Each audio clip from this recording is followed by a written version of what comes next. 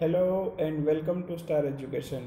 Star education તરફથી હું હાર્દિક છાટબાર ફરી એકવાર આપ સૌનું ખૂબ ખૂબ સ્વાગત કરું છું. મિત્રો, અત્યાર સુધીમાં આપણે જે જીકે સિરીઝ આપણી ચાલે છે, બરાબર, એમાં લાસ્ટ લેક્ચરમાં ગુજરાતના મહેલો વિશે જોયું હતું, બરાબર, અને એની પહેલાંનો જે લેક્ચર હતો એમાં ભારતની જે અમુક સંસ્થાઓ છે અને એના સંસ્થાપકો કોણ કોણ છે અને ક્યારે એ સંસ્થાની સ્થાપના થઈ, બરાબર, એના વિશે ચર્ચા કરી હતી. એ બે લેક્ચર પણ ખૂબ જ અગત્યના છે. જો ન જોયા હોય તો ઉપર પ્લેલિસ્ટ છે, અહીંયા આઈ બટન જેવું આવે છે, ત્યાં ક્લિક કરશો એટલે તમને પ્લેલિસ્ટ દરેક જીકે સિરીઝની ભારતનું બંધારણ છે, ઇંગ્લિશ ગ્રામર છે, બધી જોવા મળશે. તો જરૂરથી ત્યાં ક્લિક કરીને પણ જોઈ જોજો. અમે ઘણી બધી પ્લેલિસ્ટ પણ બતાડેલી છે ત્યાં, બરાબર. તો જે પણ કાંઈ લેક્ચર તમને ઉપયોગી થતા હોય જરૂરથી જોતા રહેજો અને નોટબુક બનાવીને સરસ રીતે આ બધા જીકે સિરીઝના લેક્ચર તો હું તો એમ જ કહું છું કે તમે વ્યવસ્થિત એક નોટબુક બનાવીને વ્યવસ્થિત રીતે ઉતારી લ્યો.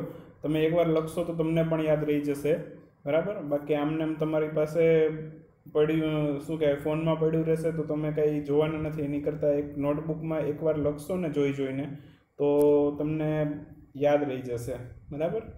તો મારા ખ્યાલથી એક બે વાર નોટબુકમાં લખી લેજો, બરાબર. લખેલું વધારે યાદ રહે એવું હું માનું છું, બરાબર. તો એકવાર વ્યવસ્થિત રીતે લખજો, બરાબર. અને મિત્રો, અમારી ચેનલના દરેક વિડીયો છે, બરાબર, તમારા મિત્રો સુધી પહોંચાડજો અને લાઇક શેર કરી સપોર્ટ કરતા રહેજો. વિડીયોને લાઇક કરવાનું ભૂલતા નહીં, શેર કરવાનું ભૂલતા નહીં, અને જો નવા હોય તો સબસ્ક્રાઈબ કરવાનું પણ ભૂલતા નહીં, કેમ કે હું આવા જ વિડીયો લાવતો રહીશ તમારા માટે. તો જે લોકો નવા છે સબસ્ક્રાઈબ કર્યા વગર જતા નહીં, બરાબર, કેમ કે પછી ક્યારેક એવું થશે કે તમે પરીક્ષા દઈને આવશો ને પછી મારા વિડીયો જોશો, બરાબર. તો પછી એવું થશે કે આ વિડીયો પહેલાં જોયો હોત તો મને કદાચ આ ક્વેશ્ચન આવડી જાત, બરાબર. તો એવું ન થાય એટલે સબસ્ક્રાઈબ પણ કરી લેજો, બરાબર. ચલો હવે આપણે આજનો લેક્ચર ચાલુ કરીએ, બરાબર. ગુજરાતના મુખ્ય મથક ધરાવતા જિલ્લા વિશે આજનો જે લેક્ચર છે એ શેના વિશે છે એ તો કહેતા જ ભૂલી ગયો, બરાબર. આજનો લેક્ચર છે ગુજરાતના મુખ્ય મથક ધરાવતા જિલ્લા વિશે, બરાબર. તો આજના લેક્ચરમાં જે કુલ ગુજરાતમાં સૌથી પહેલાં તો કેટલા જિલ્લા છે કે જે વડુ મથક ધરાવે છે. મુખ્ય મથક કહેવાય અથવા તો વડુ મથક કહેવાય, બરાબર. મુખ્ય મથક અથવા તો વડુ મથક, બરાબર. વડુ મથક એટલે કે મોટું મથક, બરાબર. તો વડુ મથક એ કહેતો હોય એ જ વસ્તુ અને મુખ્ય મથક કહેતો હોય એ જ વસ્તુ. કુલ કેટલા જિલ્લા છે ગુજરાતમાં કે જે વડુ મથક ધરાવે છે? 12, બરાબર. કુલ આપણે આમ ગુજરાતની અંદર આવેલા છે 33 જિલ્લા, બરાબર. કુલ કેટલા જિલ્લા છે? 33. સંખ્યા યાદ રાખજો. આવો પ્રશ્ન પણ આવે છે ઘણીવાર કે ગુજરાતમાં કુલ કેટલા જિલ્લા છે? 33, 29 આવા બધા જ ઓપ્શન આપેલા હોય છે, બરાબર. તો 33 જિલ્લાઓ છે, એમાંથી કુલ 12 જિલ્લા છે એ વડુ મથક ધરાવે છે, બરાબર. કેટલા જિલ્લા વડુ મથક ધરાવે છે? 12 જિલ્લા. તો 12 જિલ્લા વિશે આપણે જોઈએ કયા કયા જિલ્લા વડુ મથક ધરાવે છે અને એના વડુ મથકનું નામ શું છે, બરાબર. તો પ્રશ્ન આવી જ રીતે આવતો હોય છે કે કચ્છ જિલ્લાનું વડુ મથક શું છે, ગીર સોમનાથનું વડુ મથક શું છે, દેવભૂમિ દ્વારકાનું વડુ મથક શું છે, બરાબર. તો આવી રીતે પ્રશ્નો આવતા હોય છે.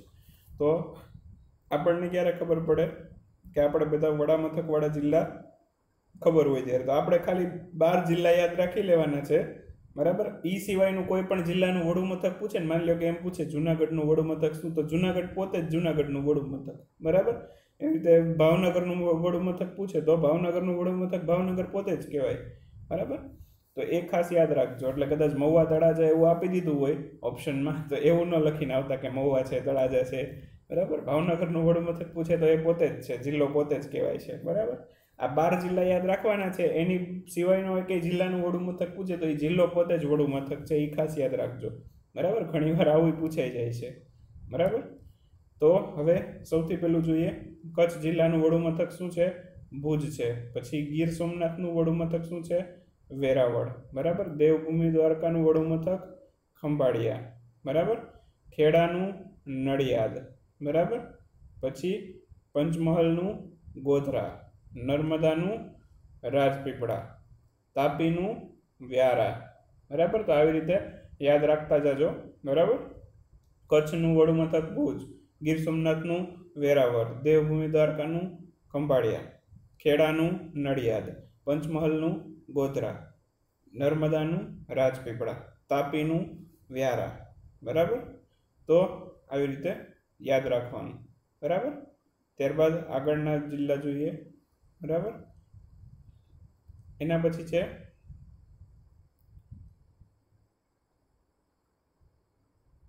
બનાસકાંઠા. બનાસકાંઠાનું છે પાલનપુર, બરાબર. બનાસકાંઠાનું વડું મથક છે પાલનપુર. એના પછી છે સાબરકાંઠા. સાબરકાંઠાનું વડું મથક છે હિંમતનગર, બરાબર. પછી અરવલ્લી. અરવલ્લીનું વડું મથક છે મોડાસા, બરાબર. મહીસાગરનું વડું મથક છે લુણાવાડા, બરાબર. અને ડાંગનું છે આહવા, બરાબર. તો આવી રીતે યાદ રાખવાનું છે, બરાબર. હજી એકવાર ફરી વાર રિપીટ કરી લઈએ, 2 થી 3 વાર આપણે જોઈ લઈએ એટલે અહીંયા જ આપણને યાદ રહી જાય, બરાબર. આ બહુ વધારે પડતું કંઈ અઘરું છે નહીં આમાં, બરાબર. તો આઈને આપણે યાદ રહી જાય એટલા માટે ફરી એકવાર રિવિઝન કરી લઈએ, બરાબર. સૌથી પહેલાં જોઈએ તો કચ્છનું વડું મથક ભુજ, બરાબર. પછી ગીર સોમનાથનું વેરાવળ, બરાબર. પછી દેવભૂમિ દ્વારકાનું ખંભાળિયા, ખેડાનું નડિયાદ, પંચમહાલનું ગોધરા, નર્મદાનું રાજપીપળા, તાપીનું વ્યારા, બનાસકાંઠાનું પાલનપુર, સાબરકાંઠાનું હિંમતનગર, અરવલ્લીનું મોડાસા, મહીસાગરનું લુણાવાડા અને ડાંગનું છે આહવા. તો આવી રીતે વ્યવસ્થિત રીતે તમે યાદ રાખી લેજો અને એક નોટબુકમાં સરસ રીતે લખી લેજો, બરાબર. તો આવનારી જે કોમ્પિટિટિવ એક્ઝામ છે એમાં કદાચ એવો પ્રશ્ન પૂછાઈ જાય, બરાબર, કે ડાંગનું વડું મથક શું છે, બરાબર, મહીસાગરનું વડું મથક શું છે, આવા પ્રશ્નો આવતા જ હોય છે, બરાબર. તો આપણો હેતુ જ એ છે કે આપણે જે ગવર્મેન્ટ કોમ્પિટિટિવ એક્ઝામની અંદર જે કાંઈ પ્રશ્નો આવે છે, બરાબર, ક્વેશ્ચન્સ છે, આપણે તમારી માટે લાવતા રહીએ છીએ, બરાબર. તો એટલું તૈયાર કરી લેજો એટલે એને રિલેટેડ કોઈ પણ ક્વેશ્ચન આવશે તો તમને જરૂરથી આવડશે, બરાબર. તો હવે ફરી પાછા આપણે નવા વિડીયોમાં કંઈક નવી જ અપડેટ સાથે, નવા જીકેના વિડીયો સાથે આપણે મળતા રહીશું. ત્યાં સુધી આવજો, બાય બાય. લાઇક કરવાનું ભૂલાય નહીં અને શેર કરી દેજો 1-2 ગ્રુપમાં, બરાબર. અને લાઇક કરતા રહેજો જેથી મને ખબર પડે કે કોણ કોણ વિડીયો જોવે છે મારા. જેટલા લોકો લાઇક કરશે હું એમ સમજીશ કે એટલા લોકો વિડીયો જોવે છે, બાકીના લોકો સ્કીપ કરે છે, બરાબર. તો જરૂરથી લાઇક કરતા જજો, લાઇક કરવાનું ભૂલાય નહીં.